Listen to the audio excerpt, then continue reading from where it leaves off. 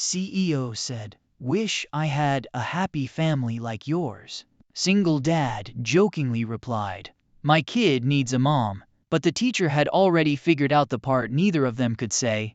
The conference was running 14 minutes behind schedule, and Adrian Mercer was already composing an email in his head. He sat in a chair that had been designed for a person approximately half his size, in a classroom that smelled of craft glue and the particular sweetness of children's markers, with a paper turkey on the wall behind the teacher's head that he estimated had been made by stapling traced handprints to orange construction paper, a method he found charmingly inefficient for reasons he couldn't quite articulate. He had blocked 45 minutes in his calendar for this. He had a board call in 52. The math was, as it usually was in this building, frustrating. The teacher, Clara Voss, according to the small wooden nameplate on her desk, which had been painted, he noticed, by a child, the letters slightly uneven. The V in Voss, listing toward the S, was reviewing something on a folder in front of her without explaining what she was looking at or why it was taking the amount of time it was taking. She had not looked up since asking him to sit down. She had a particular quality of stillness that Adrian associated with people who either had nothing to say or had already decided exactly what they were going to say and were taking their time about when to say it. In his experience, the latter was considerably more dangerous. "Mr. Mercer," she said finally, without looking up, "I want to ask you something before I show you Theo's assessment results. Has your son mentioned anything to you lately about lunchtime?" Adrian looked at her. "Lunchtime? Yes. Specifically, who he eats with." "He's 10, Adrian said. "He eats lunch, I assume, with other 10-year-olds. Clara Voss closed the folder with the same quiet care with which she had apparently opened it, and looked at him directly for the first time since he had sat down. She had the kind of eyes that did their looking thoroughly and without announcing it, the way a person looks who has learned that most of what they need to know about a room arrives in the peripheral details rather than the obvious ones. "Theo has been eating lunch alone for 11 weeks, she said. "In the library. He told the librarian he prefers it. He does not prefer it. He finds the library safer than the cafeteria, because the cafeteria requires navigating a social landscape he's been struggling with since September. And in the library, nobody expects him to perform." Adrian was quiet for a moment. The email he had been composing in his head dissolved somewhere in the 11 seconds it took him to absorb what he had just heard, replaced by something that did not yet have a name but sat in his chest like a stone dropped into water, the ripples moving outward in all directions before he could stop them. "Why didn't the school contact me about this?" "I'm contacting you now," Clara said. "This is the 3rd time I've requested this conference. I understand your assistant rescheduled twice. I've been watching Theo for 11 weeks, and I wanted to speak with you in person, because some things are better discussed without a screen between them." Adrian looked at the nameplate, then at the paper turkey, then back at the teacher, who was watching him with the patient, unhurried expression of someone who has had this conversation before and knows exactly how long it takes a person to move through the first part of it before they are actually ready to listen. "What are you telling me?" he said. Not defensively, genuinely, in the particular voice he used in meetings when he had realized, partway through a presentation, that the problem was considerably larger than the slide deck had suggested. "I'm telling you," Clara said, "that your son is one of the most intellectually gifted students I have taught in 12 years. And I am telling you that he is also one of the loneliest children I have watched walk into a classroom in that same 12 years. And I am telling you that those two things are connected in a way that requires your attention, not next quarter, but now." The room was very quiet. From somewhere down the hallway came the distant percussion of a gymnasium class, basketballs and sneaker squeaks, and a teacher's whistle. The ordinary noise of a school afternoon that had no idea what was happening in room 14. "He's performing well academically," Adrian said, and heard, as he said it, exactly how insufficient it was. "He is," Clara agreed. He performs extremely well. Performance is what Theo knows how to do. It's what he does instead of other things. She opened the folder again and slid a piece of paper across the desk toward him. But it wasn't a grade sheet. It was a drawing, pencil on lined paper, densely detailed in the way children's drawings are dense when they are drawn by children who are full of something they haven't found the words for yet. A house, large, empty, a single figure in one of the upstairs windows, small enough to be almost incidental to the composition, looking out. No other figures, no yard, no sky, just the house and the window and the small single figure who might have been looking at anything or at nothing at all. He gave this to me, Clara said, in October. He said it was for my bulletin board. I didn't put it on the bulletin board. Adrian Mercer had run a company through a recession, through a hostile acquisition attempt, through the particular catastrophe of losing his wife 18 months ago, to an illness that had given them 22 weeks between the diagnosis and the end. He had managed all of those things with the composure of a man who had learned, from a father who communicated primarily through expectation, that visible feeling was a form of weakness he could not afford. He looked at the drawing of his house and the small figure in the window, and he did not entirely manage the composure. He had moved to this town a year ago, after the funeral, for exactly the reasons a grieving man with a child moves somewhere new. The distance from everything that still had Sophie's fingerprints on it, the smaller house that might, with time, fill itself with different memories, the idea that a quieter, slower place might be better for Theo than the city that had formed the backdrop of everything they had lost. He had enrolled Theo in this school and bought him new markers and a backpack with a zipper that actually worked, and he had told himself, with the particular determination of a man who makes difficult things look manageable because the alternative is acknowledging that they aren't, that Theo was adjusting, that Theo was fine. 11 weeks in the library. A house with one small figure in a window and nothing else. What should I be doing, he said, and the question came out differently than he intended, without the managerial precision that usually framed his sentences, stripped down to something simpler and considerably more honest. Clara considered the question with the same care she brought to everything, the same quality of taking a thing seriously enough to answer it well rather than quickly. You should be coming home earlier, she said. Not as a schedule adjustment, as a choice. There's a difference, and he'll be able to feel the difference, so it has to actually be a choice. She paused. You should ask him about the library, not confront him with it. Just ask, gently, what he likes about it. Give him a way into the conversation that doesn't require him to admit he's been struggling, because admitting that feels to him like failing, and failing in front of you is the thing he's most afraid of. Adrian looked at her for a long moment. You know a great deal about how he thinks. He talks to me, Clara said. Simply, without apology.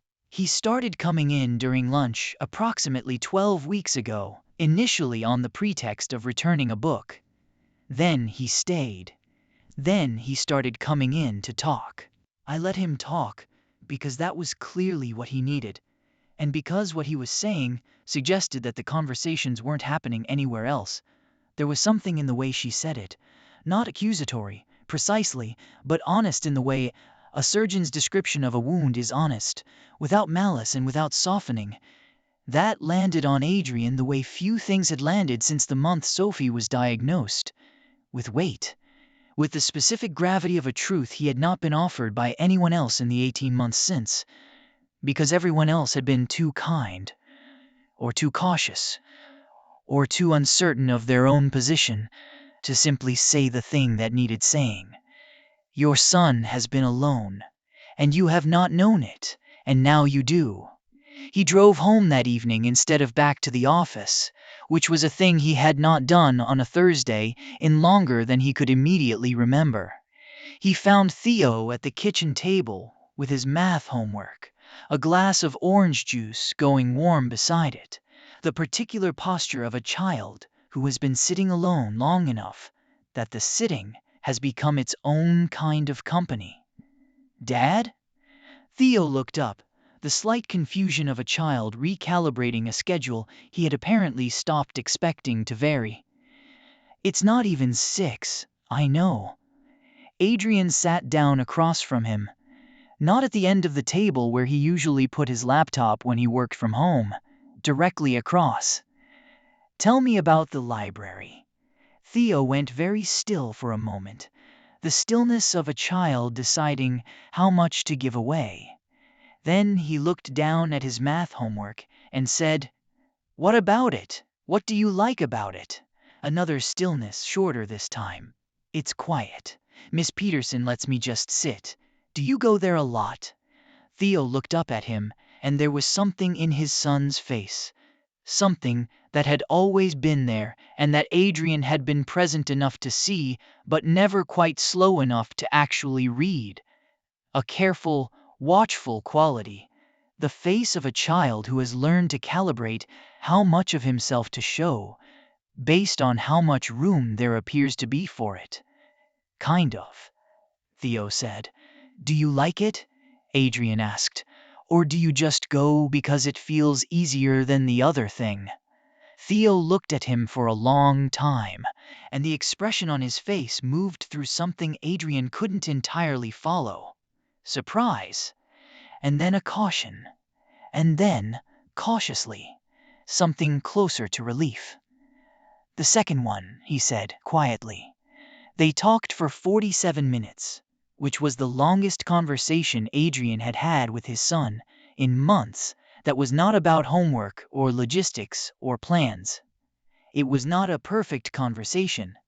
There were long silences, and at least 2 moments where Theo retreated back into the careful brevity he used as a default, and at least 1 moment where Adrian said the wrong thing and had to walk it back, clumsily, without quite knowing how. But it was a real conversation, the kind where both people said things that cost them something to say, and when Theo went to bed that night he said, at the doorway, without being prompted, "Are you going to come home early tomorrow?" "I'm going to try," Adrian said. Theo nodded, the nod of a child making note of a data point rather than committing to hope. Okay, he went to bed. Adrian stood in the kitchen for a long time, in the quiet house that had a figure in every window now but still sometimes felt. He understood suddenly, like a house with one figure in one window, and nothing else. He thought about the drawing. He thought about 11 weeks in the library. He thought about a woman in a classroom, painted by a child, who said, without raising her voice or adjusting her tone, the truest and most uncomfortable thing anyone had said to him in a year and a half.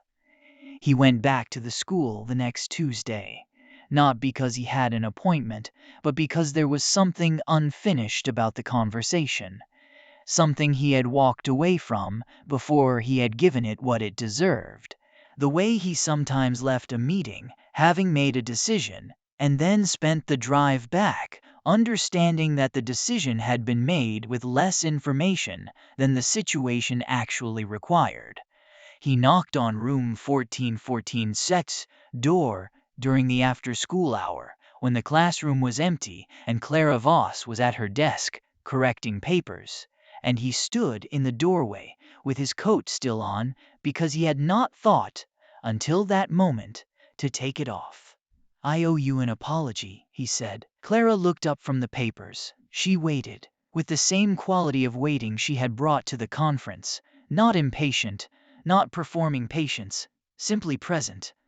"I said something in our conference, before you showed me the drawing, that I've been thinking about since. You asked about lunchtime, and I said he was 10 and he eats lunch. And the way I said it implied that his lunch arrangements were a small thing that didn't require my detailed attention." He paused. "It wasn't a good thing to say. I said it because I was in a hurry and because I assumed, which is a habit I have, that things I haven't heard about specifically are probably fine. That's not an assumption that should apply to my son, and you were kind enough not to say so directly, and you should have." Clara regarded him for a moment, the same thorough, unhurried regard as the first time. "I did say so directly," she said. "Just not in those words." "No," he said. "You said it more effectively than those words would have. That's why I'm here." She set her pen down. She did not invite him to sit, but she didn't not invite him either, which he understood correctly as permission to decide for himself. He sat in the same inadequately sized chair as before, and looked at the bulletin board, which had different children's work on it from last week, but the same general quality of small, genuine effort, drawings and sentences, and one particularly ambitious map of the solar system that had labeled Pluto as technically debatable, which he suspected had been encouraged. "He told me about his mother last week," Clara said. "He hasn't before. Not in 11 weeks of lunch conversations. He came in on Friday and sat down and said, very matter-of-factly, 'My mom died last year and I don't really talk about it with my dad because I don't want him to be sad, and she used to make this thing with rice and butter for dinner when she didn't feel like cooking, and sometimes I make it myself when he's not home and it helps.'" She said this without any inflection beyond the words themselves, and Adrian found that the absence of inflection was worse, somehow, than any amount of sympathy would have been. It gave the information nowhere to go except directly into him, with nothing to cushion it. "He makes the rice," Adrian said. His voice was level. He was very focused on keeping it level. "He makes the rice," Clara confirmed. "He said, 'The trick is more butter than you think is reasonable.' Sophie always said that." "I know," he told me. A silence settled between them, the particular silence of two people who have arrived, through different paths, at the same place, and are pausing to acknowledge that the place is more significant than either of them had expected to reach quite this quickly. "Why are you telling me this?" Adrian asked, not defensively, with genuine curiosity about what she was offering and what she expected in return. "Because you came back," Clara said. "A lot of parents, after the kind of conversation we had last week, don't come back. They get defensive, or they get busy, or they reframe what I said into something more comfortable and carry the more comfortable version home with them. You came back with an apology and your coat's still on." She looked at him. "That's not common." It seemed worth meeting. They talked for 45 minutes that Tuesday afternoon, long after the school's official hours, in a classroom that was cooling as the October light dropped outside the windows. It was not a conversation Adrian had expected to have, and he could not have said, afterward, exactly how it had moved from Theo's lunch habits to the particular difficulty of learning how to not optimize a thing when optimization is the only vocabulary you were ever given. But it had moved there, and Clara had met him in that territory with the same unhurried attention she brought to everything, neither filling the silences prematurely nor letting them become uncomfortable. And by the time he stood up to leave, he understood that he had been in the presence of someone who was very good at something he had spent a year pretending was simple. "For the record," he said, at the door, "I don't think your job is manageable." I didn't say that exactly, but I implied it. In the conference, when I said I had a board call in 52 minutes, that was implying something about the relative weight of your time versus mine, and it was wrong. "You didn't know Theo ate alone yet," Clara said. "Context changes things. Context doesn't change the implication, just what you're willing to do about it." She looked at him for a moment, and something shifted very slightly in her expression. Not warmth exactly, but the acknowledgement of something. A small notch of adjustment in her reading of the person in front of her. "Good night, Mr. Mercer," she said. "Adrian." "Good night, Adrian." Theo noticed that his father was home before 7 more often. He did not comment on this directly. He was not a child who commented on things directly, a trait he shared with both his parents in different registers. But Adrian noticed that the careful, calibrated distance Theo maintained around most conversations had begun, by increments, to change. He started leaving his homework at the kitchen table, instead of retreating to his room. He started narrating things, small unprompted observations about his day, the kind that were not quite stories but were the raw material that stories were eventually made of. In the kitchen while Adrian cooked, or in the car on the way to school, or in the 10 minutes between dinner and the start of whatever homework remained, He mentioned Miss Voss often, with the casual frequency of someone citing a primary source. Miss Voss says the reason most people don't like fractions is that they were taught to follow steps instead of understand what the steps are trying to do. Miss Voss has a daughter who's 8, and she says 8-year-olds are basically scientists because they ask why about everything and haven't been told yet to stop. Miss Voss said something that I keep thinking about. She said the difference between being lonely and being alone is whether you feel like the aloneness was chosen. Adrian repeated that last one to his executive assistant Harriet over a coffee that had been getting cold on her desk for an hour while she managed 3 simultaneous crises that did not technically require her attention but that she would handle more efficiently than anyone else available. And Harriet looked up from her screen and said, "Who said that?" "Theo's teacher." Harriet looked at him for a moment with the measuring expression of a woman who had worked for him for 6 years and had, in that time, learned the specific face he made when something had changed in his thinking before he had admitted it to himself. "What's she like?" "Competent," Adrian said. "Very competent, actually. Unusual degree of it." "Right," Harriet said, and returned to her screen with the tone of someone who has received exactly the information she was looking for and sees no reason to press. The birthday card arrived at the school in November. Adrian found out about it only because Theo told him. In the unprompted, casual way he was increasingly telling his father things. Sitting in the back seat on a Saturday, his shoes untied, because he had not yet developed the habit of caring about his shoes, looking out the window with the particular expression of a child processing something he had decided was worth saying out loud. "I made Miss Voss a birthday card," Theo said. "She said she was going to put it in her important drawer. She has a drawer where she keeps the things that are specifically important, not just generally important. She said there's a difference." "What did you write in it?" Adrian asked. Theo looked out the window for a moment. "Things I wanted her to know. That she's the best teacher I've ever had. That the library thing stopped being about hiding and started being about talking because of her.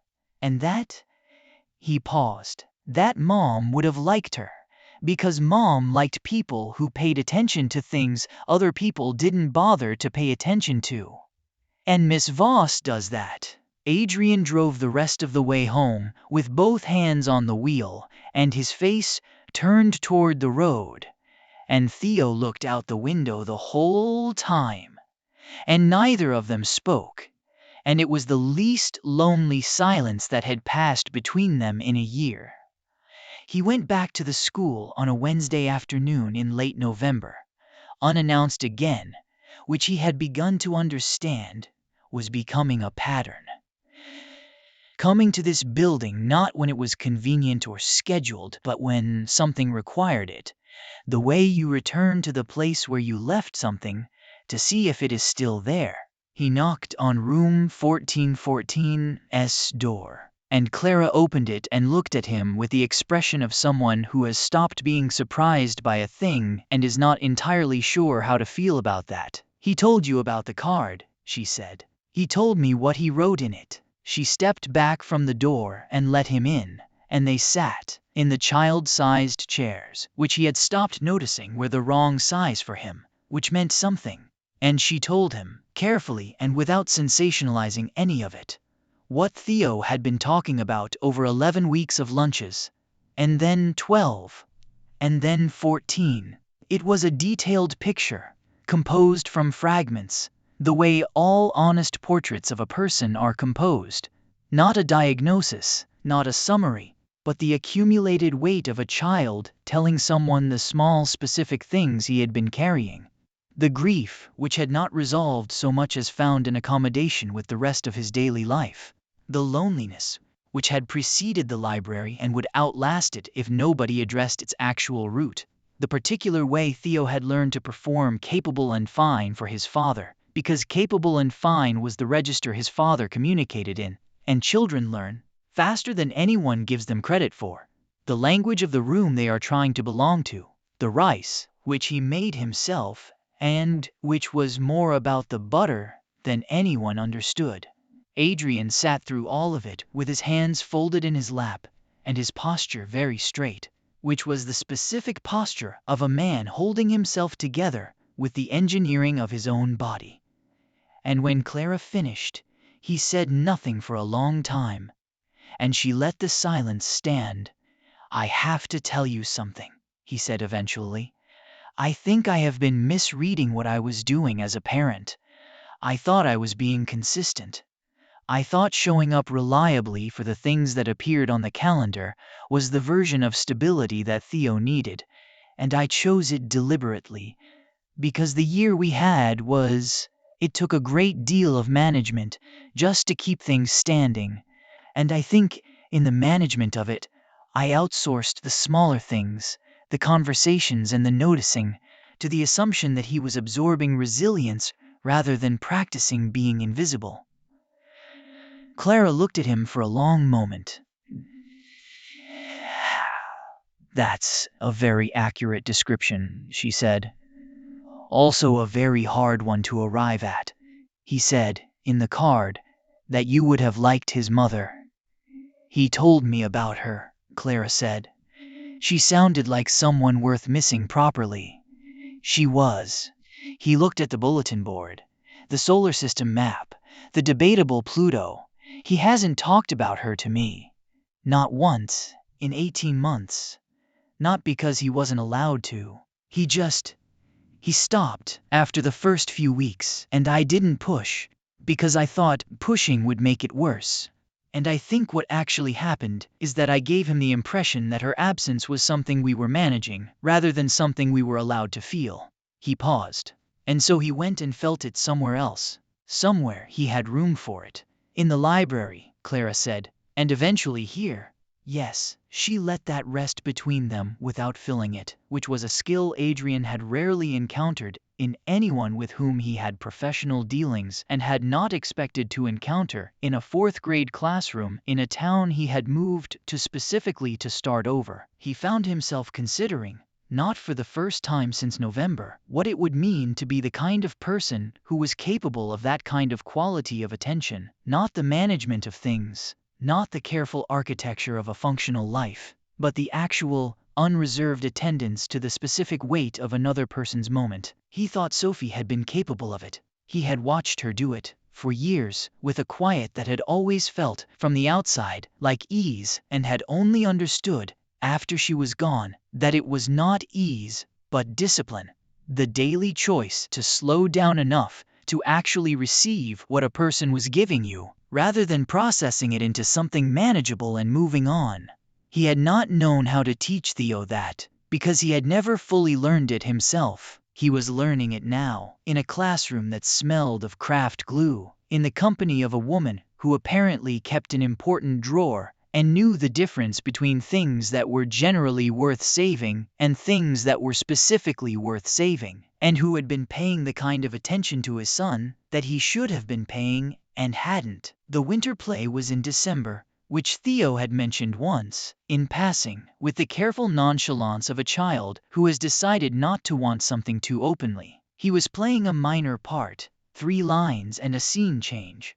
He had not asked Adrian to come, and the school's automated notification system had sent a general invitation to all parents, which Adrian had seen and noted in his calendar, and then allowed a board call to be scheduled over. The way things got scheduled, when a person had not yet made the transition from treating his child's events as calendar items competing with other calendar items, rather than as the specific appointments that simply do not get moved. Harriet rescheduled the board call without being asked. Adrian was not entirely certain how she had known to do it. He did not ask. He arrived early. He sat near the aisle, 3 rows back, with the particular feeling of a man who is doing something he cannot believe he nearly didn't do.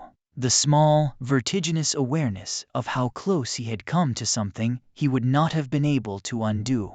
The gymnasium was set up with folding chairs and a low stage and paper snowflakes, cut in the angular, slightly incorrect way of paper snowflakes made by children, hung from the ceiling on lengths of string. Clara was standing near the door when he came in, checking something on a clipboard, and she glanced up and saw him, and something in her face did the small, quiet thing it had done in the classroom in November, the notch of adjustment, only this time it settled into something warmer. "You're early," she said. "I had a rescheduled call, I see." She looked at the clipboard, then back at him. He practiced his 3 lines 47 times this week. He counted. He told you that. He told everyone. He made a chart. Adrian laughed. The same kind of surprised, unguarded laugh he heard less often in his own life than he wanted to. A chart. He used different color markers for each day of the week. Clara's expression held the warmth of someone reporting on an event that had delighted them genuinely and without reservation. Blue for Monday, green for Tuesday. "He is, as I may have mentioned, extraordinarily particular. He gets it from his mother," Adrian said. "She color-coded everything. Our entire pantry was organized by frequency of use and dietary category. And I organized it by height," Adrian said, "which she found insane." "She was right," Clara smiled. A real one, not the professional warmth she deployed during conferences, but the actual, unguarded version, the one that was apparently available in smaller quantities and therefore worth more.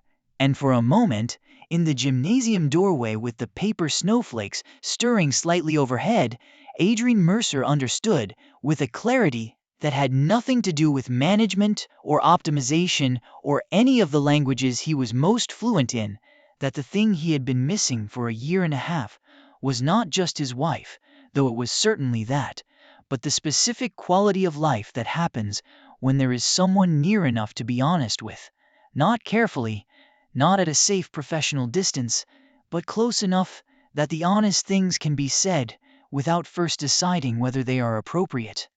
Theo appeared in the doorway to the stage, holding a paper star that appeared to be his prop, spotted his father in the 3rd row, and did a thing Adrian had not seen him do in a long time. He grinned, full and unguarded, the kind of grin that takes up more of a face than a child intends and arrives without permission, the evidence of an interior life that is, in that specific moment, too full to stay contained. Adrian lifted a hand. Theo went back through the doorway, still grinning. The play itself was exactly what school plays are: imperfect, earnest, occasionally in danger of going off script in ways the cast recovered from, with varying degrees of dignity. Theo delivered his 3 lines with the precision of a child who has made a chart. He also, during the scene change he had been assigned to manage, dropped a paper tree, picked it up without visible distress, and repositioned it with such calm efficiency that the audience laughed, and several of the children on stage laughed too, and Theo, who had been eating lunch alone in a library 11 weeks ago because the cafeteria required him to perform in a social landscape that didn't have room for him, stood on that stage in the laughter and did not flinch from it. He received it. He let it land. He almost smiled. Adrian watched this from the 3rd row and did something he had not done in public or anywhere else in a year and a half. He let his eyes go wet without immediately managing them back to dry, and sat in the gymnasium with the paper snowflakes stirring overhead and the warm, ordinary noise of other people's families around him, and felt, plainly and without complication, that he was exactly where he needed to be. Clara found him afterward, in the hallway, where Theo had gone with another child. The first time Adrian had seen Theo actively moving toward another child rather than away from them, to look at something in a classroom down the hall. "He was good," Adrian said. "He was very good," Clara agreed. "He is, consistently, more than he believes he is. That's the work we're doing." "I want to help with the work," Adrian said. "Not just at home. I want to understand, not as a parent-teacher conference item, but I want to actually understand what you see when you look at him, what you think is possible, what you think he needs. I want to have more conversations like the ones we've been having." He paused. "If that's appropriate to ask." Clara looked at him for a moment with the same thorough regard that had, over the course of the last 2 months, stopped feeling like assessment and started feeling like something she simply brought to things and people she found worth the attention. "I think it's appropriate," she said. "Theo's doing better. You're doing better. Those things are related and they're not coincidental, and I think continuing the conversation is how we make sure they keep being related." "Then I'll continue it," Adrian said. "Good." She glanced down the hallway toward the classroom where Theo had disappeared. "He made you something, by the way. He made it last week, and he's been carrying it around in his backpack for 5 days, trying to decide whether to give it to you. I told him decisions that have been made should probably be acted on before they become unmade." She paused. "He may need a small push." Adrian found Theo in the hallway 10 minutes later. New friend departed, backpack over one shoulder, and in his hand a folded piece of paper that he was holding with the specific tension of a child carrying something he has decided to give away and is experiencing last-minute doubt about. "What's that?" Adrian asked. Theo looked at the paper, then at his father. "I made you something. It's not very good. Can I see it?" Theo held it out. Adrian unfolded it carefully, the way you unfold something a child has made when you understand, finally, that the making of it was the point. It was a drawing, a house, their house, actually recognizable in its specific angles and the shape of the front window. But this one had things in it that the October drawing hadn't. A figure at the kitchen table, a figure in the front window, looking out but differently, not at nothing, at the yard, at the tree in the yard, at something specific and present. A light on in every room. And at the bottom, in Theo's particular handwriting, which tilted slightly to the right and was never quite as neat as he intended, "I think we're going to be okay." Adrian folded the drawing back along its creases and put it in the inside pocket of his coat, close to where people keep things they intend to keep, and stood in a school hallway with his son and felt the weight of the last 18 months shift, not away, because grief that real does not move away, but to a different position, one that left room alongside it for the thing that Theo had drawn with his imprecise, earnest hand on lined paper and carried in his backpack for 5 days before deciding to give it to the person it was always meant for. "It's very good," Adrian said.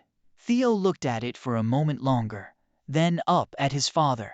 "Miss Voss said the best drawings are the ones that show what you actually think, not what you think you're supposed to think." "She's right, I know," Theo said. "She usually is." They walked out together through the gymnasium, past the paper snowflakes and the folding chairs being stacked by the volunteer parents, into a December evening that had gone cold and clear. The sky, that particular dark blue of early winter that always looked, to Adrian, like something a person could reach up and touch. Tell us in the comments. When was the last time a teacher, or a stranger, or someone you'd underestimated saw something in the people you love that you had been too close or too busy to see yourself? We read everything you share. Some things announce themselves. Other things simply wait. In a library, in a drawing, in a child's backpack, for the moment you are finally still enough to receive them.